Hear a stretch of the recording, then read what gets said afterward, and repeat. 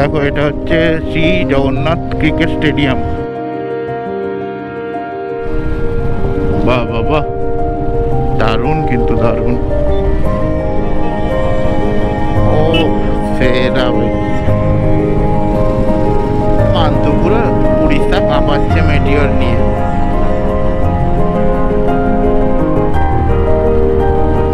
ওই দিক দিয়ে চলে যেতে পারো, ওখানে একটা ভালো খাবারের রেস্টুরেন্ট আছে, মানে বিচ থেকে বাঁ দিকে। Welcome to Konark temple council.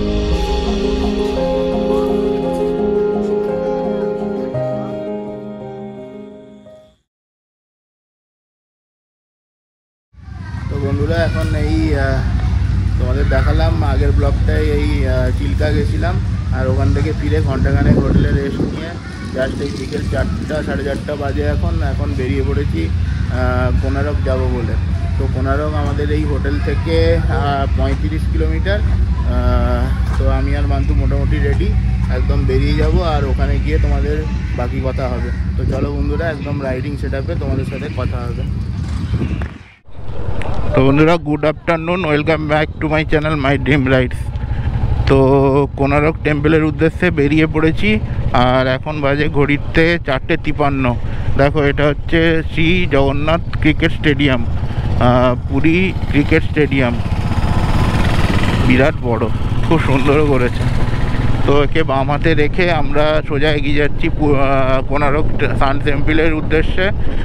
R Konark San temple এখান থেকে দেখাচ্ছে মাত্র 35 কিলোমিটার, ওই প্রায় আধ ঘন্টা 40 মিনিট মতো লাগবে। তো তোমাদের আগের ব্লগটা কেমন লেগেছে চিল্কার অবশ্যই জানিও। ঠিকঠাক ইনফরমেশান দিতে পেরেছি কিনা সেটাও অবশ্যই কমেন্ট করে জানিও। তো চলো বন্ধুরা, রাস্তায় যেতে যেতে আরও কথা হবে। বাহ, এই কোনারক টেম্পলের রাস্তাটাও বেশ সুন্দর। দেখো দুদিকে পুরো গাছ আছে, আর আজকেও মনে হচ্ছে সন্ধেবেলা বৃষ্টি নামবে, কেননা যা মেঘ হয়ে হলো। তো বন্ধুরা, এই পুরী থেকে যে কোনারক সান টেম্পলের রাস্তাটা, এটা কিন্তু পুরোপুরি মানে মেরিন ড্রাইভ বরাবর। এই ডান দিকে যে দেখছো, এদিকে কিন্তু পুরীর মানে সমুদ্র, এই সমুদ্র বরাবর আমরা কিন্তু যাচ্ছি। তো মাঝে আরও ডান দিকে একটা নদীও পড়বে, অ্যাকচুয়ালি চন্দ্রভাগা নদীটা এই ডান দিকে আছে। তো সামনে মানে কোনারক ঢোকার আগে চন্দ্রভাগা বীজও পড়বে। তো বেশ দারুণ মেরিন ড্রাইভটা, খুব সুন্দর। চলো যত যাবো তত দেখতে পারবো ধীরে ধীরে। ঠিক আছে বন্ধুরা, দেখতে থেকো, আর ভালো লাগলে অবশ্যই লাইক, কমেন্ট ও শেয়ার করে দিও।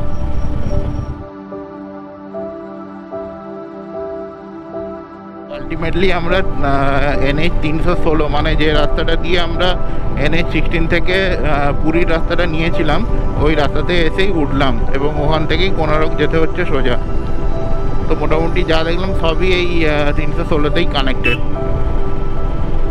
এই যে দেখাচ্ছে ভুবনেশ্বর 94, কোনারক 32, নিমাপদা 56। জায়গাটার নাম নুয়ানাই। বাহ, সুন্দর একটা নদী। বাহ বাহ বাহ, দারুণ কিন্তু দারুণ।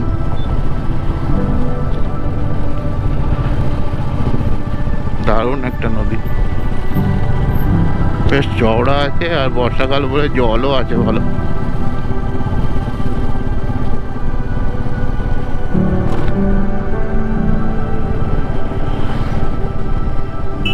ও সেরা ভাই, আবারও একটা নদী, জাস্ট ওই সামনে মনে হচ্ছে ওইদিকে সমুদ্রে গিয়ে মিশছে। অসম্ভব সুন্দর।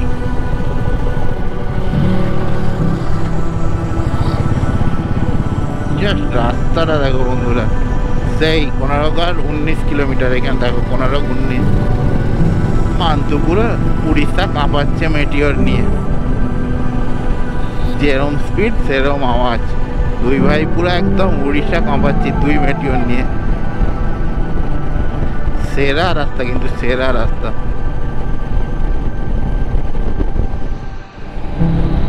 বাপ রে বাপ, জায়গাটা তো পুরো সেরা। পুরো অন্ধকার নেমে এলো, মনে হচ্ছে যেন সন্ধ্যা হয়ে গেছে এর মধ্যে ঢুকে পড়তে। এমনিতে একটু অন্ধকার, তার উপর পুরো এত ঘন কালো জঙ্গল।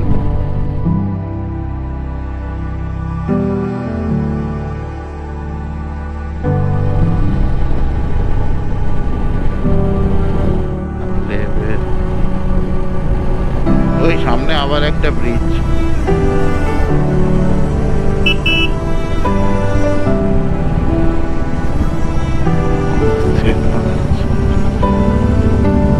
সেরা সেরা।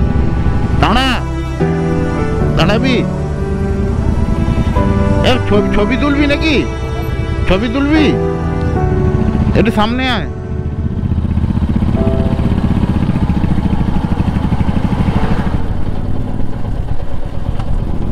এখানে একটু বন্ধুরা দাঁড়াই।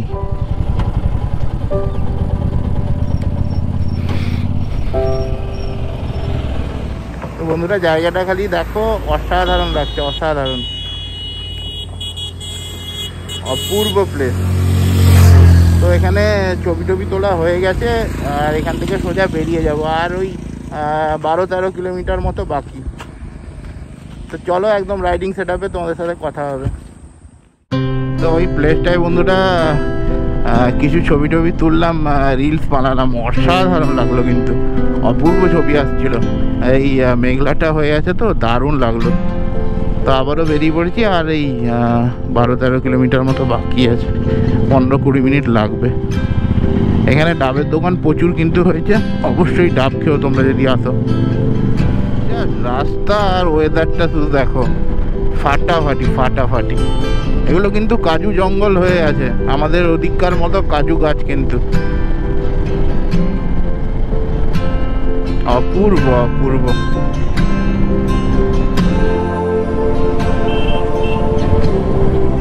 তো বন্ধুরা এটা আমরা চন্দ্রভাগা বিচ চলে এসেছি। দেখো এটা হচ্ছে চন্দ্রভাগা নদী, এই সামনে গিয়ে সমুদ্রে গিয়ে মিশছে। তো এটা হচ্ছে চন্দ্রভাগা বিচ, দারুণ।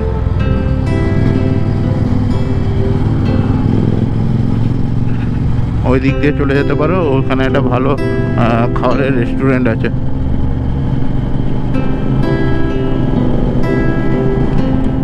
তো আমরা চন্দ্রভাগা বিচে দাঁড়ালাম না, কেননা ওদিকে কোনারটা তাহলে দেখা হবে না, দেরি হয়ে যাবে।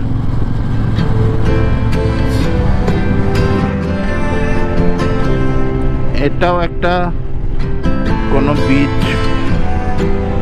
ওহো, সেরা সেরা লাগছে। এটা পুরো সমুদ্রটা একদম কাছে। বাপ রে বাপ, কি জলের স্রোত,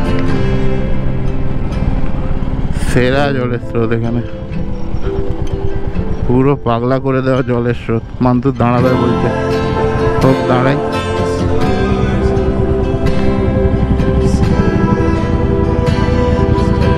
কি ও দাঁড়া তাহলে এখানে।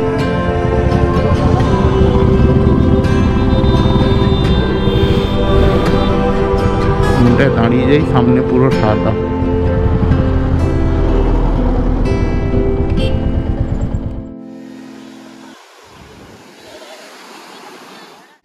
তো বন্ধুরা এই জাস্ট চলে এসেছি চন্দ্রভাগা বিচে। আমি যে আগে বললাম বিচ, মানে নদীর ধারে বিচটা, ওটা চন্দ্রভাগা নয়, ওটা রামচন্ডী বিচ। আর ওটা ঠিক বেরিয়ে এসে এই জায়গাটা যেটা দাঁড়িয়েছি, এটা হচ্ছে চন্দ্রভাগা বিচ। জাস্ট জায়গাটার বিউটিটা এনজয় করো তোমরা, মানে এই স্রোত দেখলে তোমরা অবাক হয়ে যাবে। এ দেখো, জাস্ট মানে এখানে বালিটা বেশ মোটা মোটা বালি, আর একটা আলাদা রকম গ্লেজ দিচ্ছে এই বিচটা, মানে ছবি অন্যরকম উঠছে। তো অসাধারণ লাগলো, অসাধারণ। তো তোমরা ওই রামচন্ডী বিচ এবং চন্দ্রভাগা বিচ দুটোতেই আসতে পারো, একদম কোনারক আসার পথেই পড়বে। তো অবশ্যই তোমরা ভিজিট করো, এখানে বসে সময় কাটিও।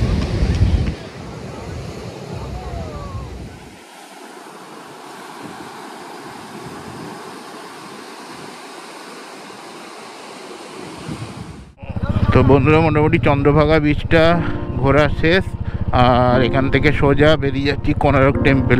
তো ভগবানের দয়ায় সব কিছুই দেখা হচ্ছে। এই বিচটাতে একটু সময় কাটিয়ে ভিডিও বানাতে পারলাম। তারপর কোনারক মন্দির যাচ্ছি। মেঘটা করে এসেছিলো, একটু ক্লিয়ার হয়ে গেছে, মানে সূর্যটা আর একটু থাকবে আশা করছি। তো ঠিক আছে, চলো বন্ধুরা একদম কোনারক টেম্পলে গিয়ে পৌঁছে তোমাদের সাথে কথা হবে। এই চন্দ্রভাগা বিচ থেকে আমরা পুরো একদম সমুদ্রের তীর বরাবর কিন্তু যাচ্ছি। একদম মানে কি বলবো, সেই রাস্তা, দারুণ রাস্তা। যাই হোক, ভালোই হয়েছিল। এদিকে পুরো বৃষ্টিতে ডুবিয়ে দিয়েছে মানে ভালোই বৃষ্টি হয়েছে। আমরা ওখানে দাঁড়িয়ে গেলাম আর এখানে বৃষ্টি হয়েছে। এলে পুরো ভিজে যেতাম, ভিজে স্নান করে যেতাম। তো জাস্ট চন্দ্রভাগা বীচটা শেষ হতে আরেকটা মনে মন্দির ছিল, আর ওইদিকে একটা লাইট হাউস দেখা যাচ্ছে। তো আমরা কোনারকের জন্য বাঁ দিকে নিলাম, মানে ওই বীচ থেকে বাঁ দিকে। Welcome to Konark temple council. ও ভাই, তো সেরা রোড রে বাবা, সেরা সেরা, অপূর্ব, দারুণ লাগছে। চলো, একদম মন্দিরের কাছে চলেই এসেছি, জাস্ট মন্দিরে প্রবেশ করব ধরে নাও।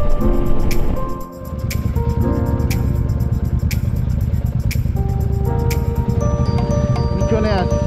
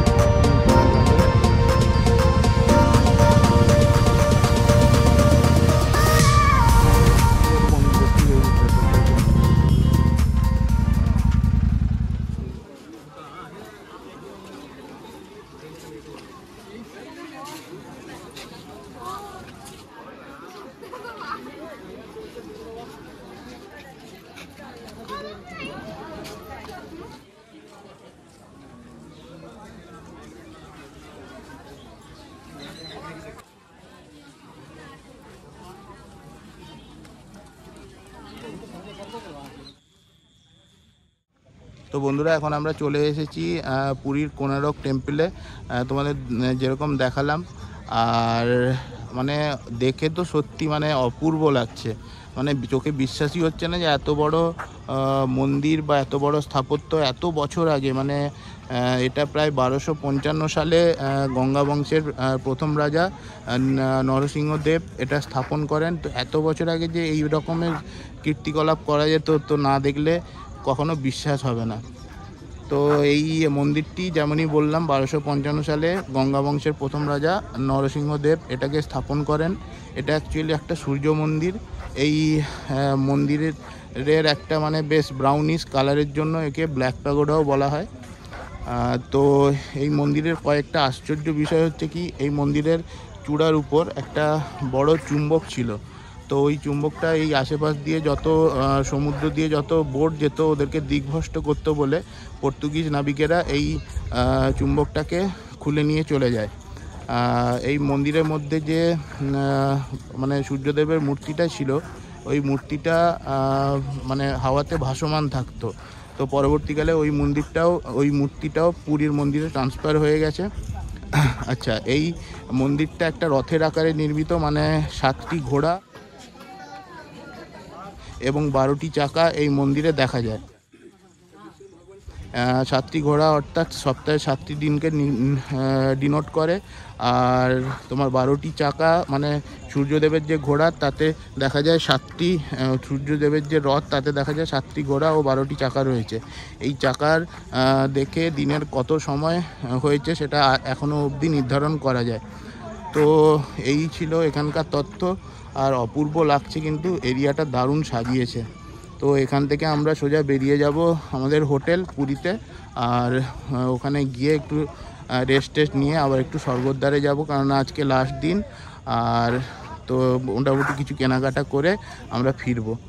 তো চলো বন্ধুরা, তোমাদের কেমন লাগলো অবশ্যই জানিও, আর ভালো লাগলে অবশ্যই লাইক, কমেন্ট ও শেয়ার করে দিও। তো ঠিক আছে বন্ধুরা, চলো আজকের মতো বাই, গুড নাইট, সবাই ভালো থেকো, গুড বাই।